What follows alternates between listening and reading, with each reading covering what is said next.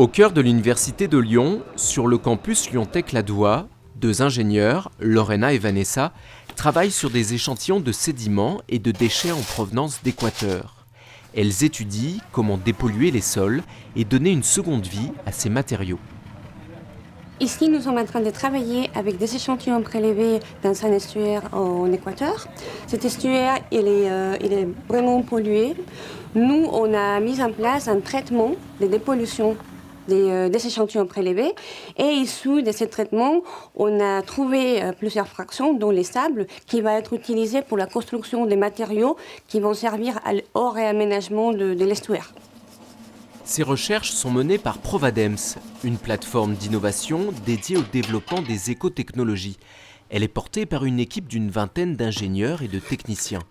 Pour Jacques Méhu, son directeur, la force de Provadems est de faire travailler ensemble les laboratoires de recherche et les entreprises de la région Rhône-Alpes.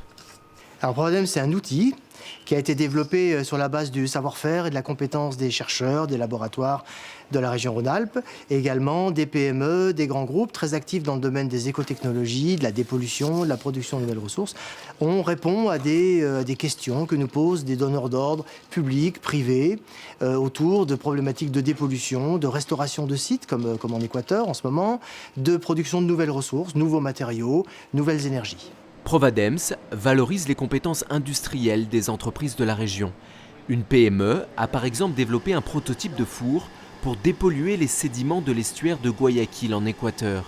Pour son gérant, Gérard Martin, cette collaboration est l'opportunité d'accéder à de nouveaux marchés. Provadems, je dirais, a une visibilité et une notoriété que nous n'avons pas dans le domaine du déchet. C'est-à-dire, quand on pense déchets en France, je pense qu'il y en a beaucoup qui associent immédiatement Provadems à la thématique déchets. Donc pour nous, c'est intéressant parce qu'on n'est pas en capacité finalement d'attirer aussi facilement les industriels qui pourraient être préoccupés par des problématiques de déchets. En plus des PME, Provadems bénéficie aussi de l'expertise des chercheurs de l'université. C'est par exemple le laboratoire Environnement, Ville et Société du CNRS et de l'INSA de Lyon qui travaille à la dernière étape du projet Équateur. Provadems nous a convoqués pour justement faire la partie d'aménagement du quartier qui va complémenter la partie de restauration du milieu naturel qui va enrichir les projets en fait. Des entreprises telles que Provadems peuvent nous permettre d'avoir des sujets ancrés sur le terrain avec de réelles préoccupations et être confrontés aux difficultés de la transmission de connaissances, de process dans le réel.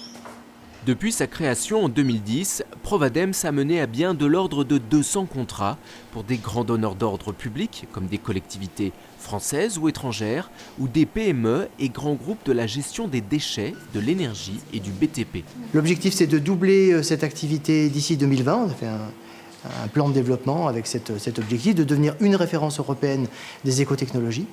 Et pour soutenir le développement de ces PME et de ces TPE, on s'est rendu compte que la visibilité de Provadems était importante. Donc on va développer dans le cadre de notre futur bâtiment, à l'horizon 2018, un showroom des écotechnologies innovantes. Provadems multiplie les collaborations avec les pays étrangers. Elle exporte ainsi avec elle les compétences et savoir-faire scientifiques et industriels de la région Rhône-Alpes.